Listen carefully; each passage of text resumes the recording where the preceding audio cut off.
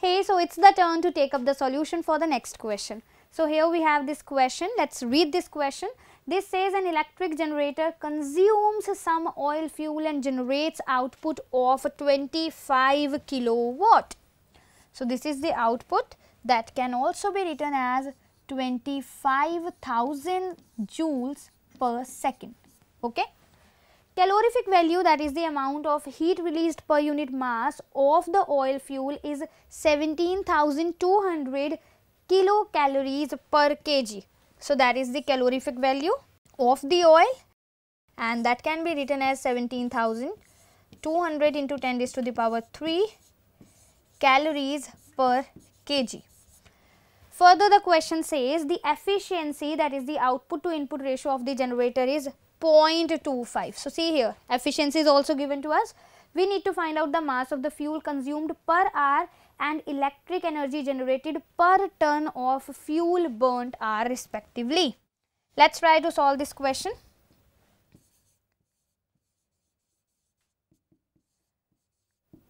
We are given the output power as 25,000 joules per second.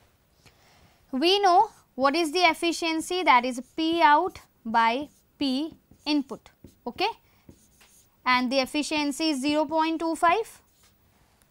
Now we need to find out the mass burnt or mass of the fuel consumed per hour. So it means we need to find out it for per hour. So we need to multiply it here with 3600. Let us suppose we are going to assume the mass to be m. So what is going to be the input power? That will be m into what is the calorific value, that is 17,200 into 10 raised to the power 3. Now this is calories per kg. So we need to multiply it with 4.2 also. 1 calorie is equal to 4.2 joules. Now when you will do the math here, the mass will approximately come out to be 4.98, that is 5 kg. Okay. So this is how we just have calculated the mass. We also need to find out the electrical energy. So to find out the energy, we first need to find out the heat energy generated.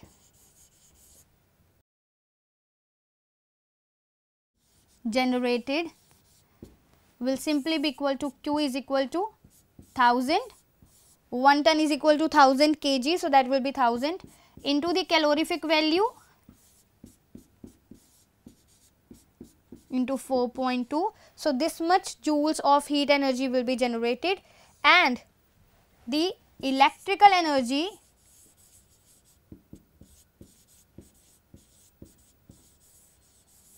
will simply be equal to this heat energy into the efficiency. So that will simply be 1000 into 17,200 into 10 raised to the power 3 into 4.2 into 0.25, and that will come out to be 5,000 kilowatt hour approximately. So if you have a look at the options, you can simply see here that option number C is the correct option. So I can just put it into the separate box. I can also write here that the correct answer for this question is option C. I hope this question is quite clear to you. Now let's quickly move on to the solution of the next question. Hey, so it's the time to discuss the solution for question number 7. This says image is obtained on a screen by keeping an object at 25 centimeter and at 40 centimeter in front of a concave mirror. Image in the former case is 4 times bigger than the later. Focal length of the mirror must be. Let's solve this question quickly. So here, this distance, that is 25 centimeter, is the object distance. I can mark here as U1, and this 40 centimeter is actually U2. Okay. So in both the cases, image is going to form, and I can write here that U1 will be minus 25 centimeter and U2 will be minus 40 centimeter. Now, this question says a very important thing, that is the image in the former case is 4 times bigger than in the later. So, M1 is 4 times M2. What is the relation between the focal length and the object distance in terms of magnification?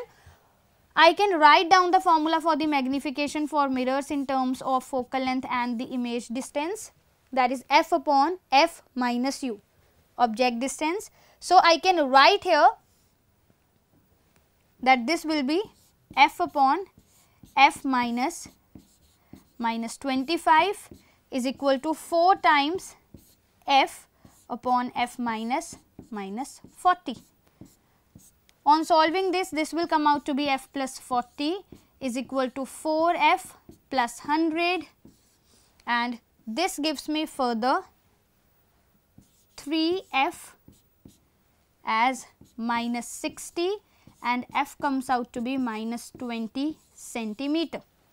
So, here we just have concluded the focal length of the concave mirror comes out to be minus 20 centimeter. So, here you can see that which option is the correct option, that is option B. Let me just put it into the box and write here that correct answer for this question is option B. I hope this question is again very clear to you. Now, let us quickly move on to the solution for the next question. Hey, so it is the time to take up the solution for this next question, that is question number 8. This says a glass cube of refractive index 1.5 and edge 1 centimeter has a tiny black spot at its center. A circular dark sheet is to be kept symmetrically on the top surface so that the central spot is not visible from the top. Minimum radius of the circular sheet should be. Now, to solve this question, first of all, let us try to visualize this. See here, let us suppose this is the glass top and this is the black spot. Now, the light ray is going from the denser to the rarer medium, this is glass and this is air.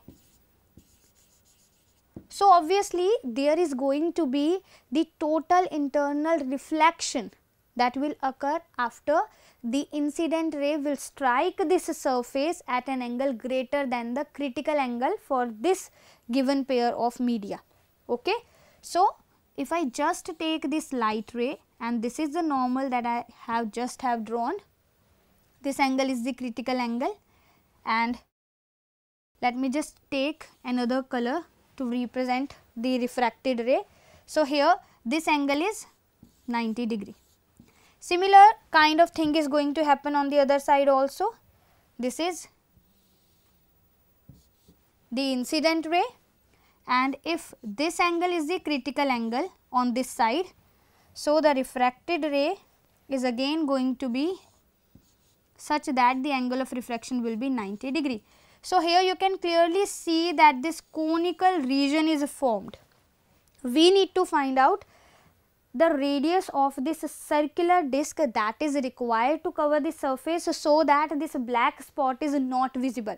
So, basically this black spot will be visible only from this region of this surface. Okay.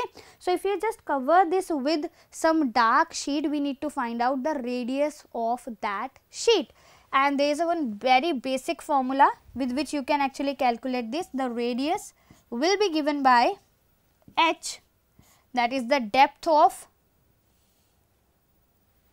this point or the dot, which is h, we are assuming it here, and divided by the square root of n square minus 1, where n is the refractive index of this glass cube. So, now let us substitute the values. So, here we are given that this glass cube has edge 1 centimeter. So, if edge length is 1 centimeter and this black dot is exactly at the center, so this h is going to be 0.5 centimeter. So, this will be 0.5.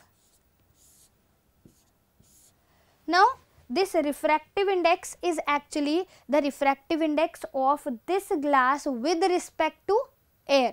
So, that is given to us as 1.5, which is 3 by 2. So, I can simply write here this is as 3 by 2 whole square minus 1. On solving this further, this r will come out to be 0.5 divided by square root of 9 by 4 minus 1. This 0.5 can be written as 1 by 2. This will be, I will take the LCM to be 4, that will be 9 minus 4 in the numerator, and that will give me as square root of 5 by 4. That will be 1 by 2 divided by root 5 by 2. This 2 and 2 get cancelled out, and we will get this r as 1 by root 5.